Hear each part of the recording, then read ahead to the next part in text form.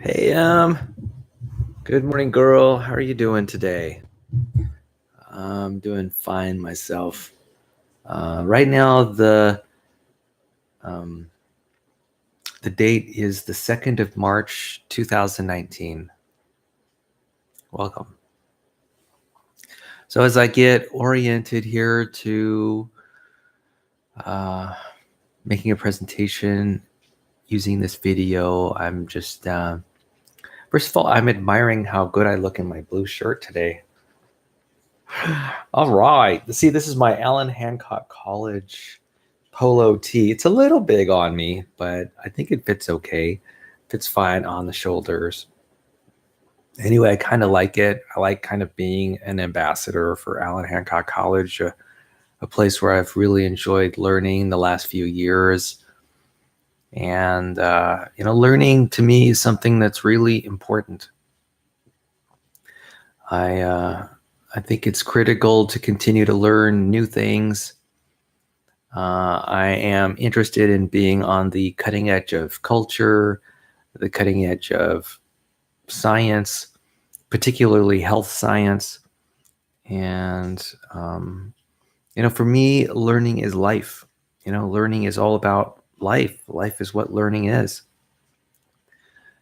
And, if life is anything, it's a series of lessons about the world, and it is a way to exercise virtues and to live the life we want to lead.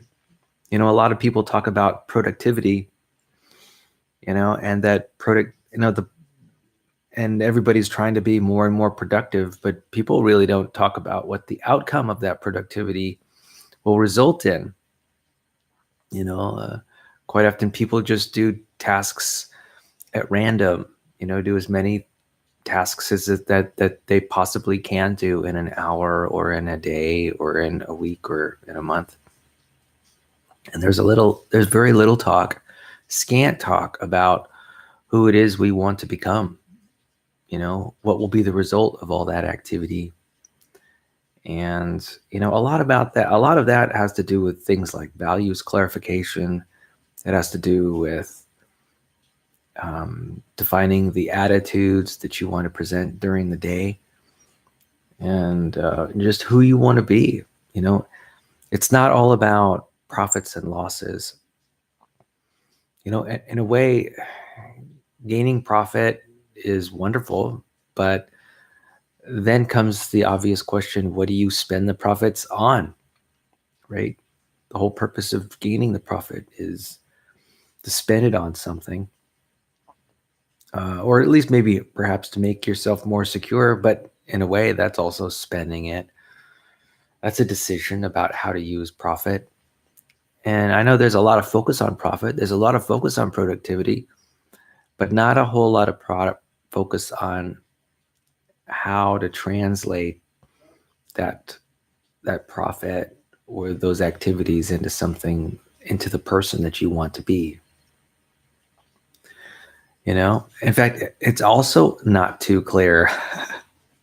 Like, I'm continuously trying to clarify for myself who it is I want to be, how I want to spend my time, and why, right? Why do I want to spend the time? Am I performing an action simply because I enjoy it, or is it more than that? Um, am I expressing virtues and values that I want to pursue and sustain? And what are they? Because there are so many to choose from. Extremely valid, useful values to pursue in life. I could pursue a life where I am focused on freedom, or I can pursue a life where I'm focused on happiness, or I can pursue a life where I'm focused on peace. I would guess that, any one of those values are perfectly acceptable values to build a life around. And so it's not entirely clear what set of values, what basket of values I want to align myself toward. And the fact is, really, my environment continuously changes. And because of those changes, I am continually asked to change my behavior, you know. Here's the thing about the universe. The universe is value neutral. At bottom, the universe is value neutral. Now, personally, I have there when it comes to my own personal values, they are also quite subjective. But there is one, what I'd call, it's not even an objective value, but I think you can call it an objective value, by inference anyway. And that is for human beings to stay alive, right? There's the ultimate choice, life or death. And, my whole biology is geared towards making the choice for continued living.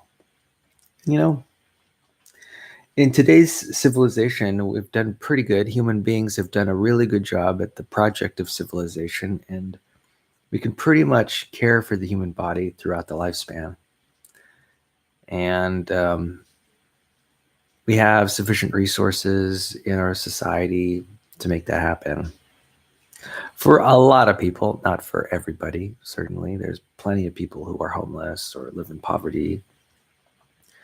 And there are also limits to civilization's ability to help people when they're struggling through mental illness or physical disease. There are limits. We can't solve a lot of problems like arthritis and cancer and heart disease. We're doing better on a lot of these problems, but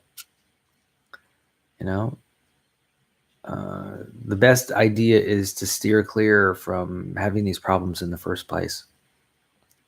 So, boy, I'm really taking a philosophical turn in this conversation this morning. Let's get a little bit more physical reality. It's raining outside, and thankfully the sun is coming out. And today would be an otherwise wonderful day in terms of the weather. And it is. For me, water is life. And I love the rain when it falls because it helps the plants and the animals and the insects and the bacteria and the fungi to do their thing. And it's wonderful. I'm so glad that California is getting this wet season this year. It really needs that. And so pleased to have the rain. I've got no complaints about the extra rainfall. It's going to make the farmers happy. And hey, my car is nice and clean now. I don't have to take it to the car wash and clean its surface because the rain does it for me. Though one drawback from it raining all the time is I'm not out and about doing stuff. But it's also good for me to spend some time indoors and focus on what I need to focus on. I've got studying to do. I want to learn how to use Procreate, the drawing app. I want to learn more about motivational interviewing. I also have a book that I want to read, a couple books that I want to read related to wolves, White Fang and Call of the Wild. And Emily, I'm going to send you a link to the Call of the Wild book on Amazon. And what's interesting about that link is that I think the Call of the Wild book itself is free. The text is free. And there's also free audiobook available at the same time.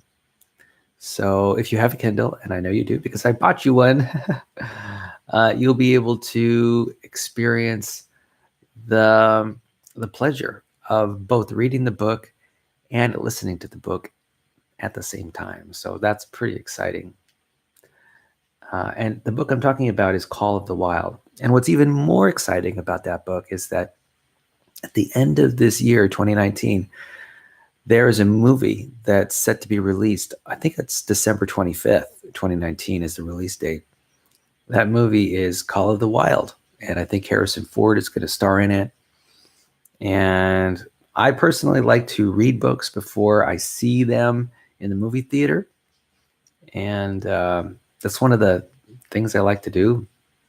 And so I'm excited about reading Call of the Wild and then watching it in the movie theater. And perhaps maybe, hey, if you're interested, maybe you and I could go and see that movie together. I think that'd be a lot of fun. So in the title of this video, I did mention triathlons. And I'm getting geared up, at least mentally and psychologically, to perhaps do my first triathlon. Now, physically, I don't have to get geared up at all because I'm already fully trained up. There's some tweaks that I could make. Like, for example, I've performed each length, that is running, biking, swimming, separately, but I've never really combined them into one single effort in my workouts. I am fully trained. Like, I'm certain that I could perform a triathlon no trouble. It would be completely no trouble to do so, because I work out 5 times a week. That's right. And now I work out every weekday.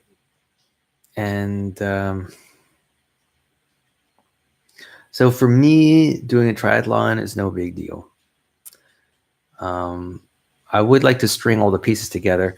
For example, one piece that I have not fully, I wouldn't have a piece of in terms of triathlon training, is I actually don't have a bicycle. I don't own a bicycle. And so in order to do a triathlon, I'm definitely going to need a bicycle.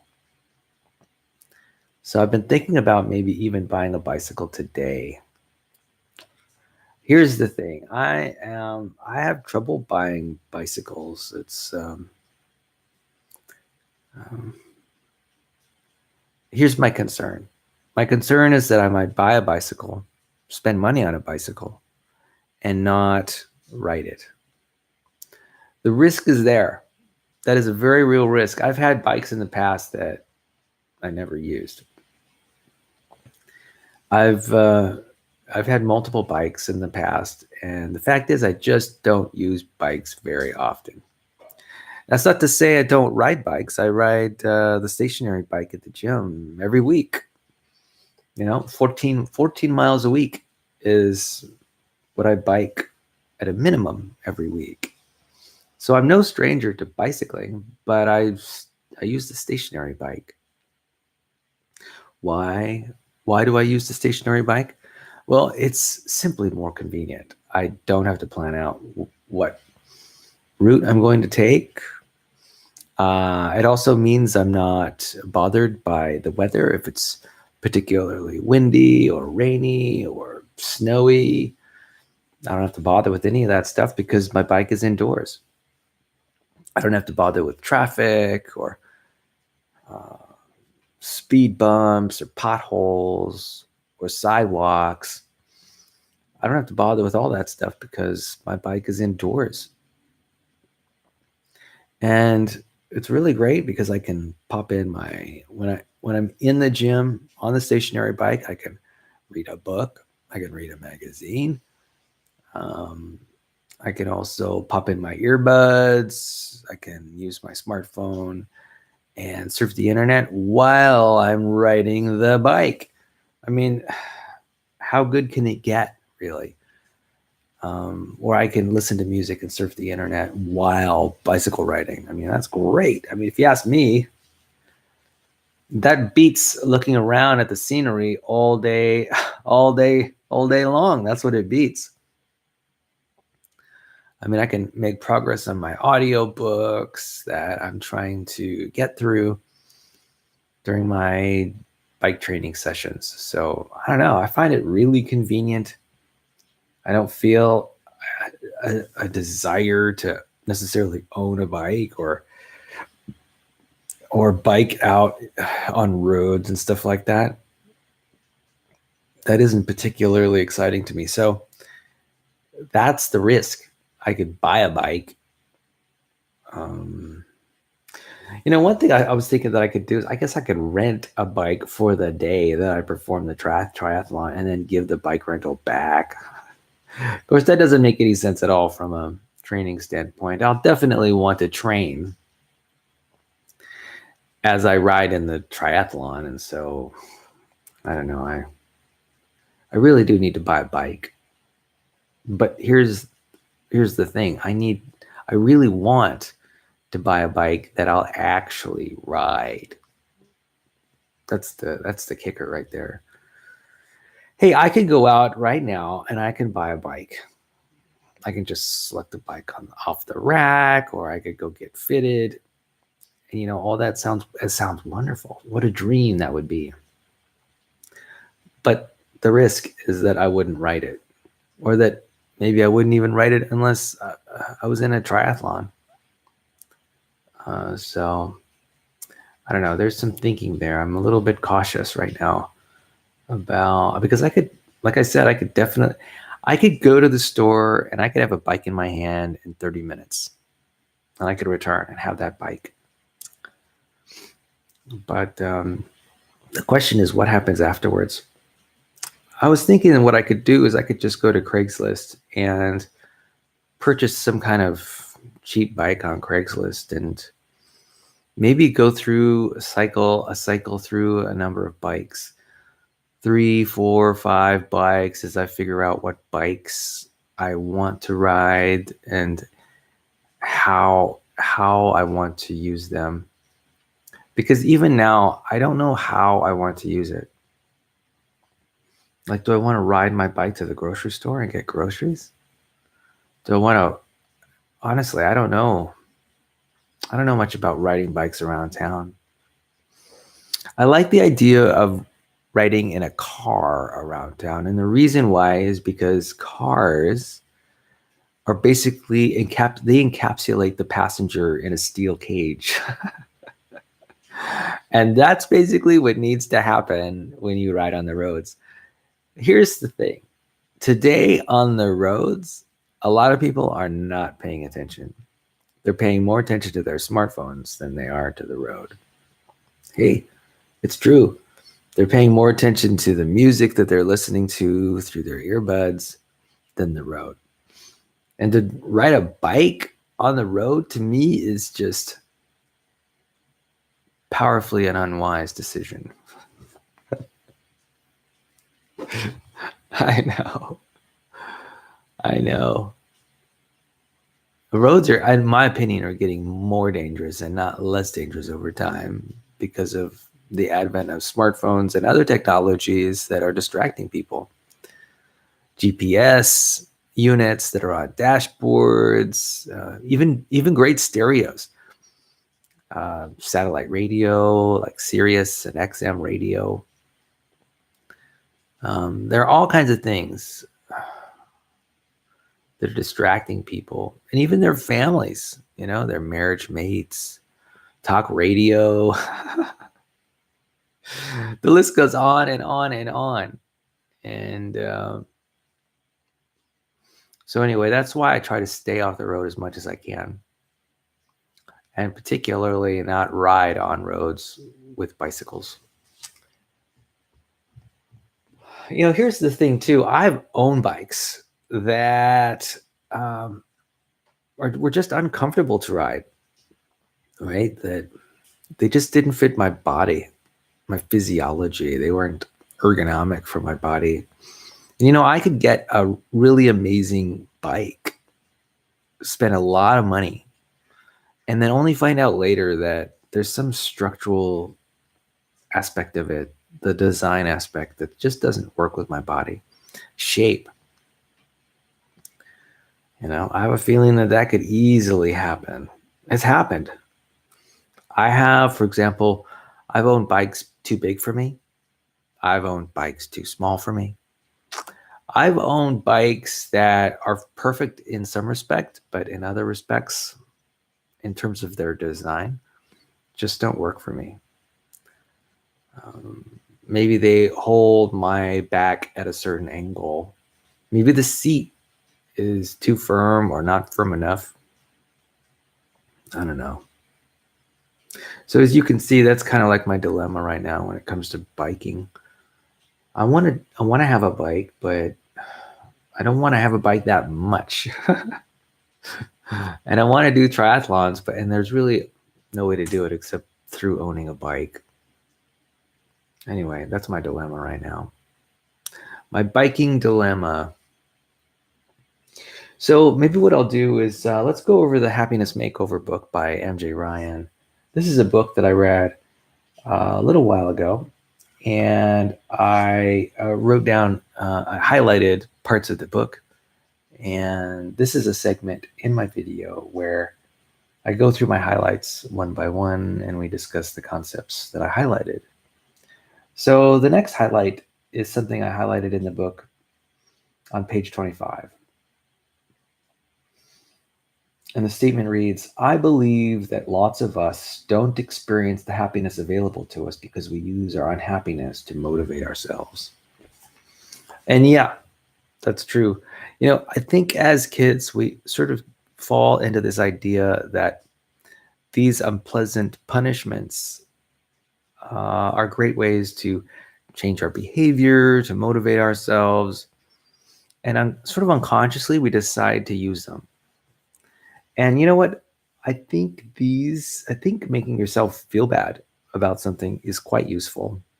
I mean, in a way, the human brain does it by itself through using emotions like sadness and anger to change behavior. Those emotions are emotions that are designed to change behavior. But I think that people also use them in a utilitarian fashion because they're useful. For example, if two people are breaking up in a relationship, there might be a person, it's actually quite a sudden transition quite often, or quite a transition where a person really loves someone, maybe even unconditionally. But then something happened. Of course, that contradicts the unconditionally part. But then something happens, and then they change their mind, right? And so that's a significant change in attitude towards somebody. And if a person is particularly upset, they'll decide to focus on the negative aspects of their relationship as a means to make the separation easier. Hey, I get it. It's a useful technique, a useful strategy, whatever works, right? Particularly if it has the potential to lessen emotional pain. So it's very useful sometimes to make yourself feel bad. You can basically use your emotions as a tool, right, to help your life turn out a little better, particularly if you recognize that, hey, my focus, my connection to this person is just not reasonable at this point in time, and I'd like some relief. So you might make yourself feel bad. You might call your partner names or create judgments about your partner to make the separation easier. I get it. It's about reducing the total amount of pain that you feel during the breakup. I think I'm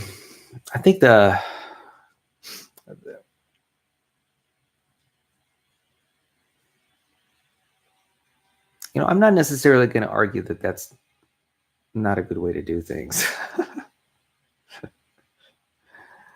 People use it.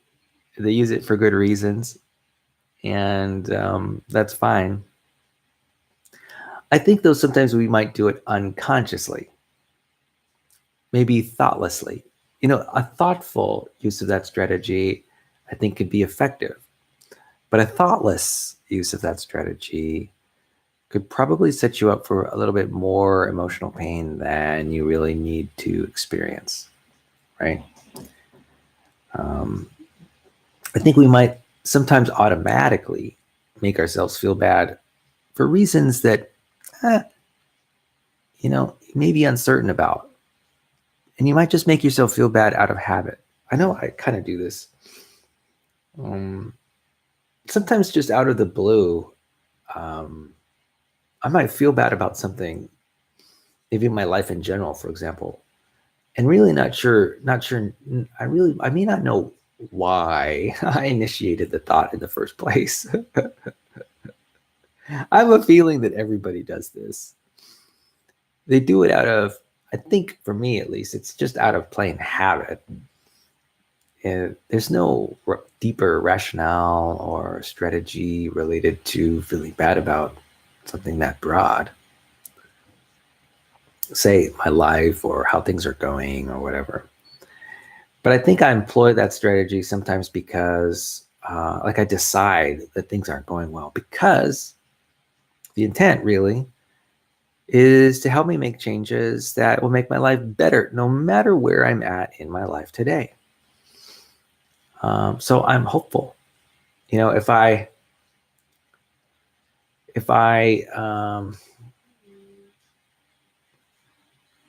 I guess I might use feeling bad as a strategy to make myself feel better. Like if I'm suffering in the moment, then maybe that will help drive me to make better decisions in the future. Even if the reason I'm suffering in the moment is that I've made myself suffer. So I could see it for some, it could be a strategy to motivate. In fact, one thought that comes to mind is this image of a jockey, right? Who is sort of now, I'm no fan of horse racing myself, but I have this vision of how jockeys use the whips that they use when they're riding horses. And I may be correct or incorrect because I'm no expert. But I think I've seen movies where jockeys just use the whip during the race. And I'm not even sure if the jockey is trying to convey information. I mean, is the jockey trying to convey information to the horse by whipping it continuously during the race? I mean, what information? How is the jockey trying to teach the horse, trying to educate the horse in the moment of the race? I think it's just a go faster message that the jockey is trying to communicate to the horse. And the jockey is using the pain of the whip, I suppose, on the hind leg muscles of the horse to convey that message. I think that's probably not a very useful strategy. I think once I wonder, I get perhaps the jockey uses it as a reminder to go faster. I think human beings kind of do this to themselves too. They are continuously whipping themselves with painful thoughts in order to get them to just sort of to motivate them to do their best. But you know what? I think that kind of strategy is quite often unnecessary. In a way, I think we're all always doing our best.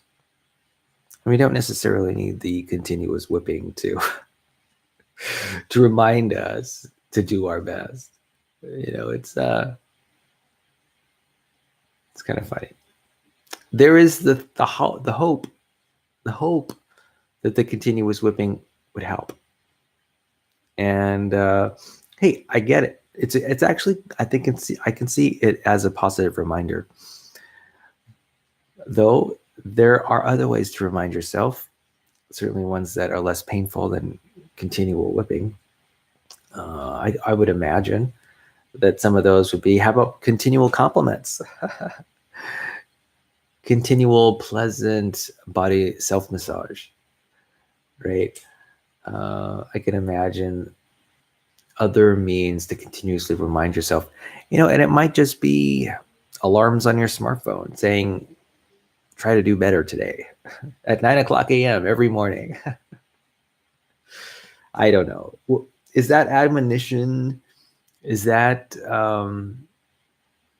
kind of self-talk useful? It must be, or else we wouldn't engage in it. Of course, that's not necessarily true. I think human beings engage in lots of behavior that is completely unnecessary. In fact, I have a suspicion, and I think I might be accurate in this suspicion, that most of people's lives are kind of arbitrary. And this arbitrariness has little or no point. It has little or no utility in reality. Human beings do a lot of action, perform a lot of behaviors for no reason, or for reasons that are fallacious. That reminds me of some studies recently done on how to study better, right? How to memorize. There were some researchers. They did an experiment with students, helping them to ultimately learn better. And there were study techniques that were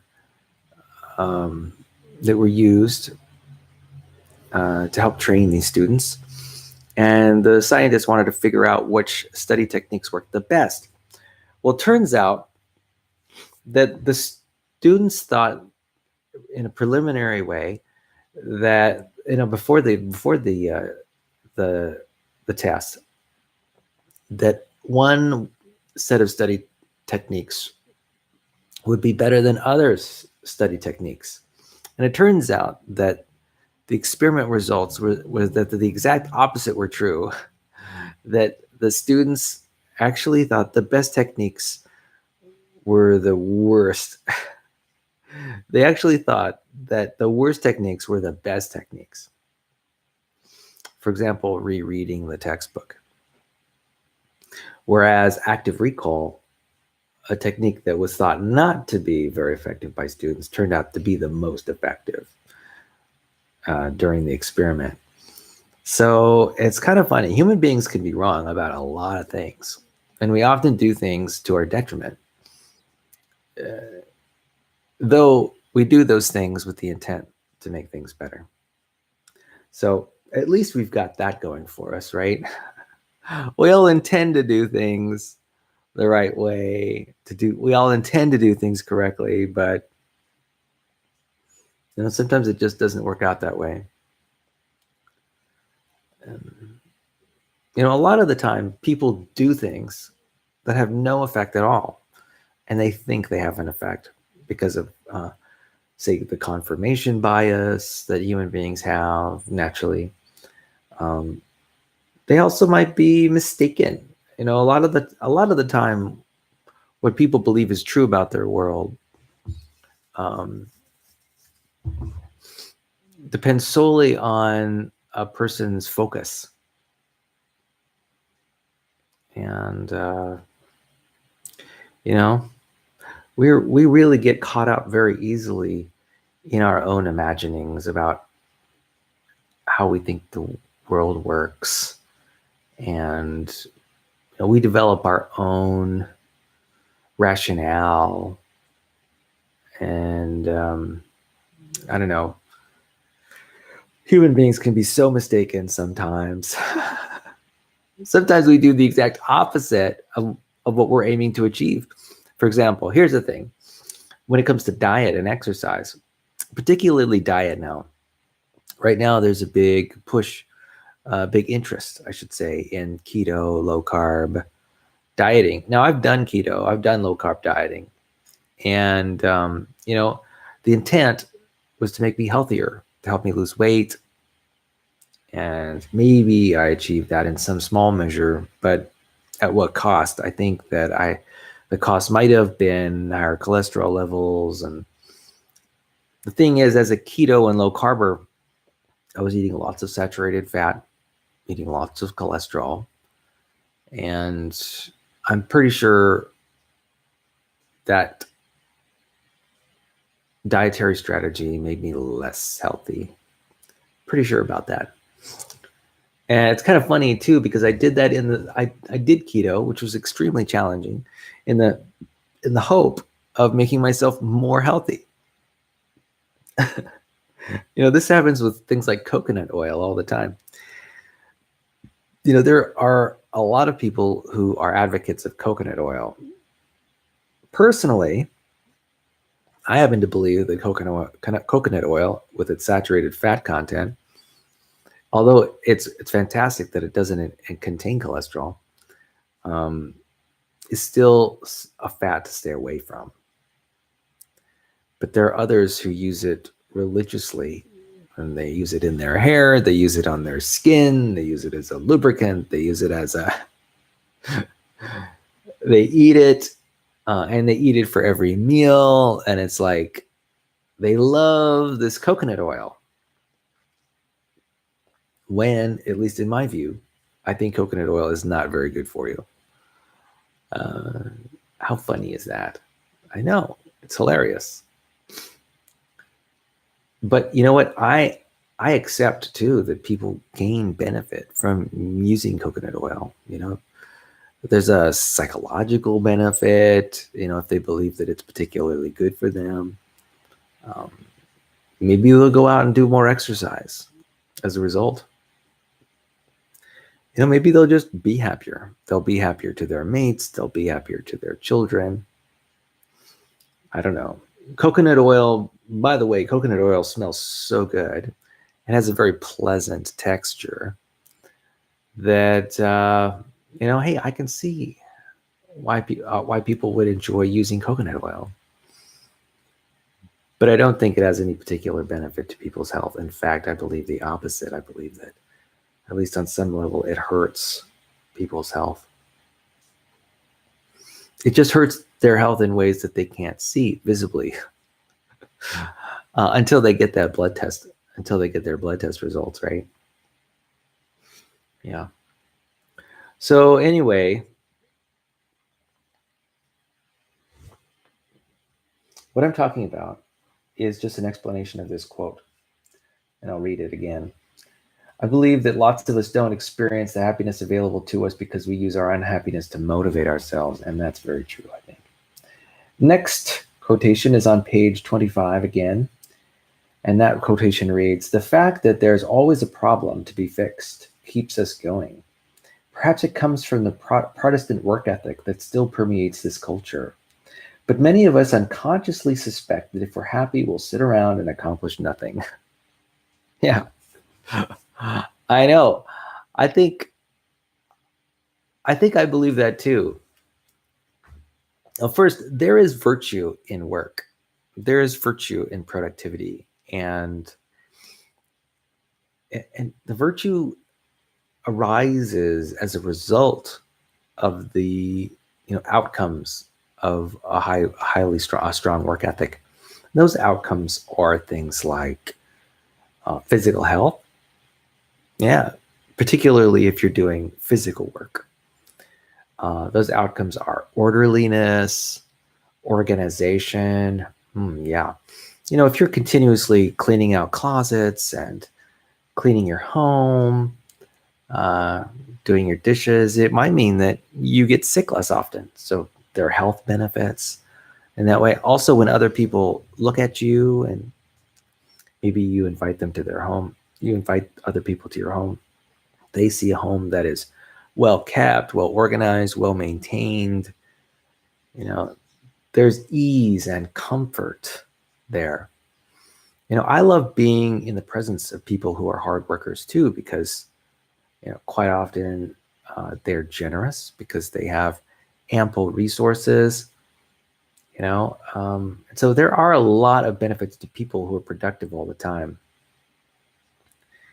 And in fact, I happen to be one of them, and I'm really grateful to be one of them. I am a strong believer in the utility of the Protestant work ethic personally, and I'm an enthusiast of that. Now, I'm not necessarily an enthusiast of the Protestant work ethic as it is, say, a religious concept. I strip the Protestant work ethic of its religious nature, its religious origin, because the Protestant work ethic, it works just fine as a thinking tool without any religious connotations at all. You can definitely, you could just call it a strong work ethic. You don't have to call it the Protestant work ethic. And the strong work ethic concept will have just as much utility as the Protestant work ethic concept. So, but yeah, I think well, really the quotation talks about how this idea is about the necessity of solving problems all the time to keep oneself busy.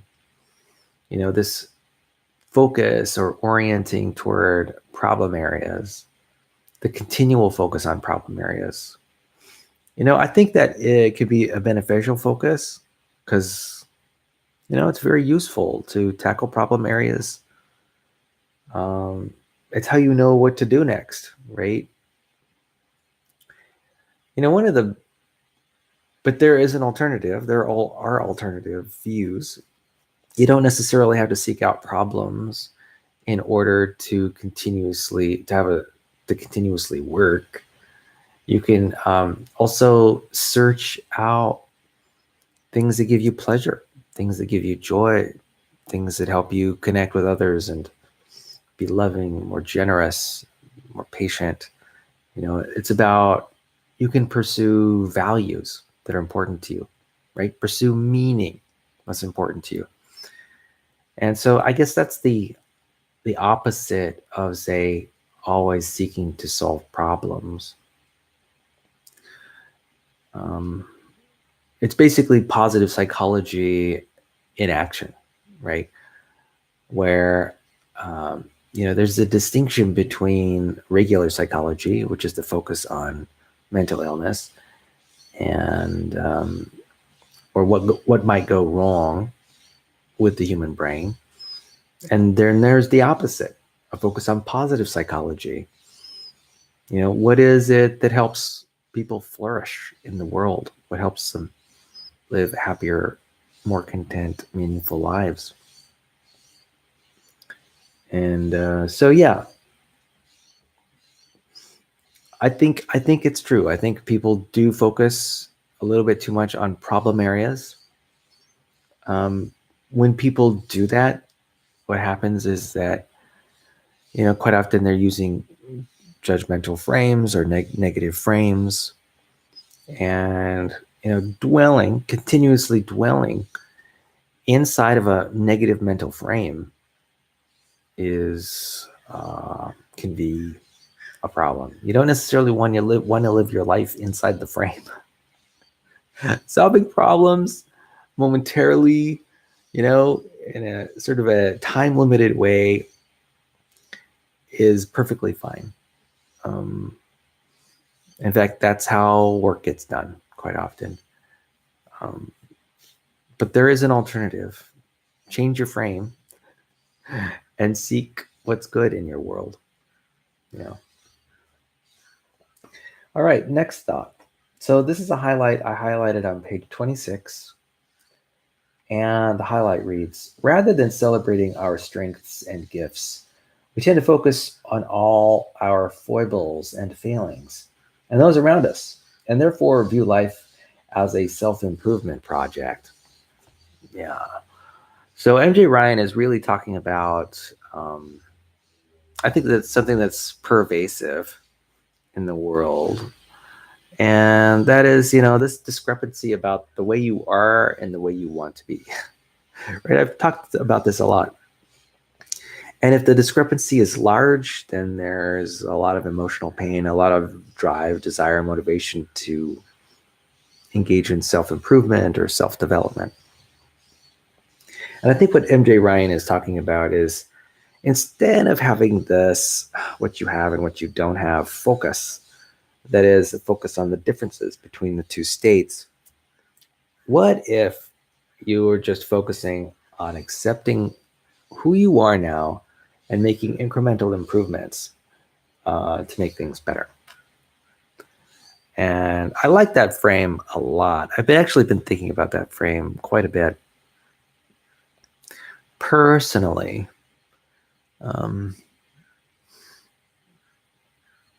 really it's about seeking out frames, that is, perspectives that are less painful. If you're continuously in this frame of what you have and what you want, you're continually living a life where the view is that you're not good enough, right? You're not meeting the mark. You're not meeting your own standards. You know, and that's a disempowering frame to be in. A more empowering frame is to basically accept where you are right now, sort of maybe even recognize or accept this idea that you could be how you are right now for the rest of your life, and that would be okay. And then the proposal is that you think of strategies to make incremental improvements, to make things just a little bit better. And what you gain from that is, instead of focusing all the time on what you don't have and how to get there, you might just appreciate and accept what you have right now in the moment. And then seek incremental improvements. And then the result is that not only do you feel fine about how you are, but you make incremental improvements, and you get to celebrate and reward yourself, and then experience the benefit of the incremental improvements you make all the time. So this frame is potentially can be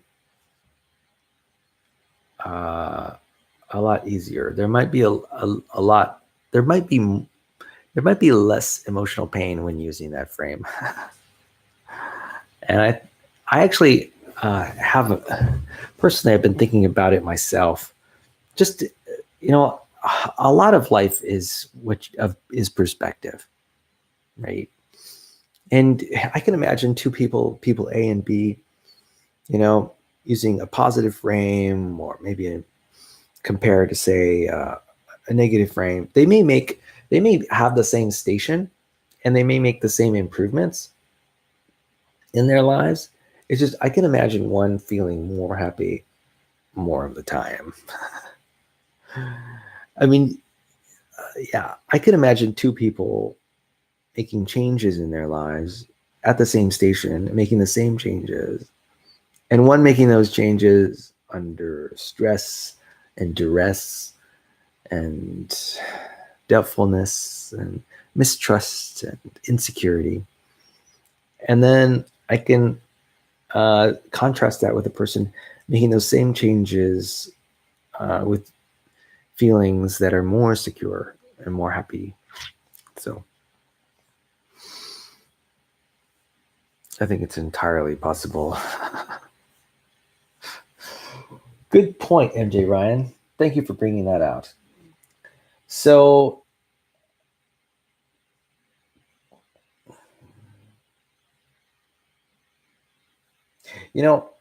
rereading that quotation, there's something important she says at the very beginning. She says, rather than celebrating our strengths and gifts, we tend to focus on all our foibles and failings.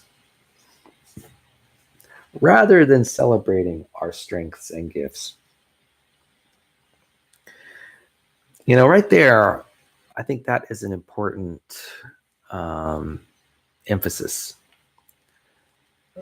I think it would be nice to spend a lot of even my own time focusing on my strengths and on my gifts and things that are going right. I think there is a fear, though, that if I did spend maybe an inordinate amount of time thinking about how strong and awesome I am, I might stop making improvements. And you know what? That's probably correct. But it may not be correct too. I'm sure I'll still continue to make improvements. After all, I want to maintain just how awesome I am. And certainly as my environment changes. Um, but yeah, I actually have I do have areas in my life that I'm quite content about where they are, and I spend very little time or energy trying to improve those areas.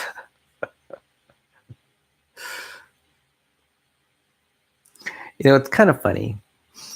Lately, I've been focused on language and narrative, right? And it strikes me just how important language and narrative is into how we frame our reality.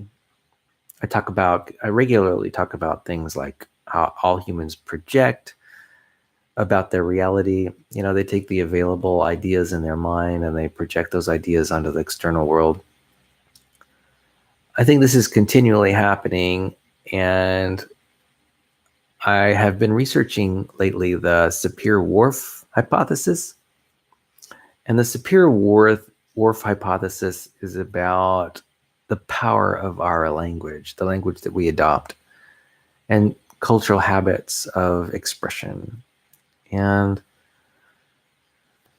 it's about how our language and how we language the world around us affects our perspective and outlook, how it affects our reality in a really direct and concrete way. For example, if we're looking at a color spectrum, and in our language, let's say the English language, our familiar terms for color, there are, let's say, 10 familiar terms for color, and I can identify those 10 colors on the rainbow, the spectrum of a rainbow that I'm talking about. But I can also imagine another culture that only has, say, 4 names for colors on the rainbow spectrum. And it may be the case that in that culture, I only see or can identify those 4 colors. Maybe those language differences create differences in emphasis that are real and have real implications. I think that's the Sapir-Whorf hypothesis is, I think it's definitely true, and I think the strong version may be true too, and that is that language does strongly affect our emotional states. There's a certain customary way for English speakers to describe their reality. They describe it in terms of costs and benefits and what's good and bad. These are just habitual language forms. And, there's actually a lot of focus on judgment. What happened, could have, what could have happened, would have happened, should, could, would. This phraseology is embedded in our language. And I think the problem is that it's arbitrary. I think it's just a incidental aspect of our language, and it actually sort of drives or creates negative frames that people experience as their lives from, in their point of view. And it's a cultural pitfall, and they're all over the place, and they're in the English language. There's a lot of them. And I'm just talking about conventions for expression of emotions and the way things are. A lot of these are habitual. They've been handed down from parent to child for generations. And we just don't see it. I think this is a powerful idea. And here's an example. Balance, right? The golden rule is an important part of people's discourse. And I've talked with people who've told me about, say, a wonderful thing that's going on in their lives. And then what they'll do is that immediately they'll talk about sort of the bad aspects, the negative aspects of whatever thing they're talking about, almost as there's this desire for equality, right? These are the good parts and these are the bad parts, right? That this is part of the language, the discourse that's in the English language. There's balance. We're continually seeking balance. And so there's almost this obligation, if people want to appear to be reasonable, to sort of balance out the good with the bad, right? There has to be that counterbalance. And, people feel obligated. This is just a cultural moray, right? A cultural norm. People feel obligated, if they talk about something wonderful, that they need to balance it out with something terrible about that fact, whatever fact they're talking about. And you know what? I think that can be a problem, because quite often it puts the good things on the same level as the bad things, when that may not be the case. It may be more accurate to say that the benefits of the situation far outweigh the negative aspects of the situation. But in our language, we sort of balance them out in how we describe them. And by doing that, by affording that, so those negative views more power, more attention, I think people are somehow mistakenly viewed as being more rational.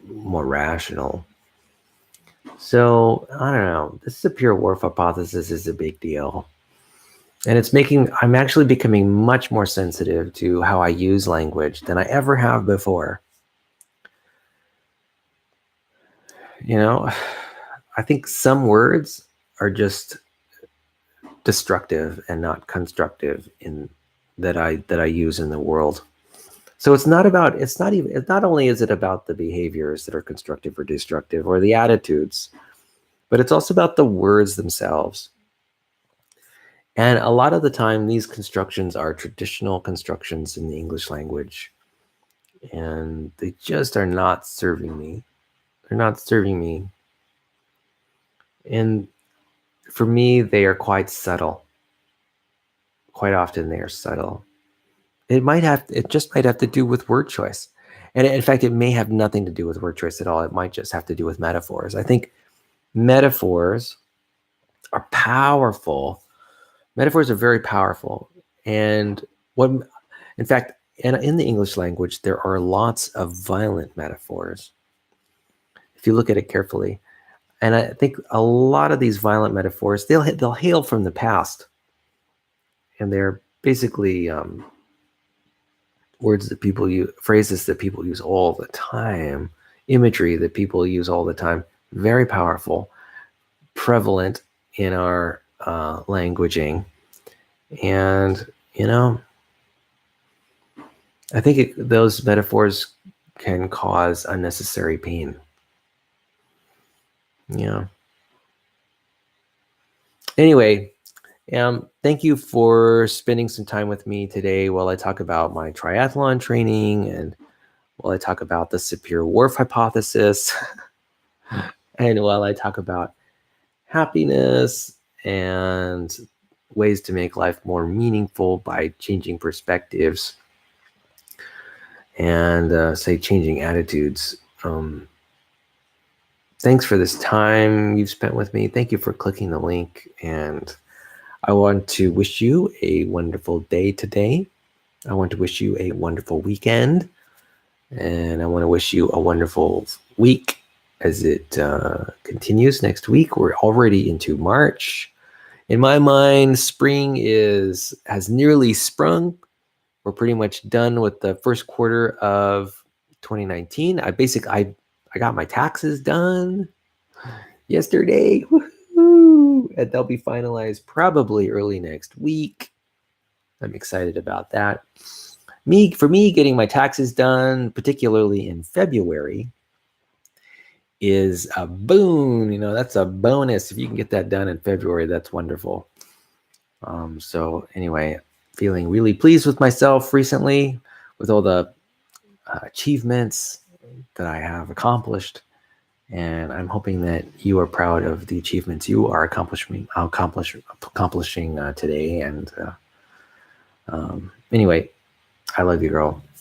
Have a wonderful day. Peace.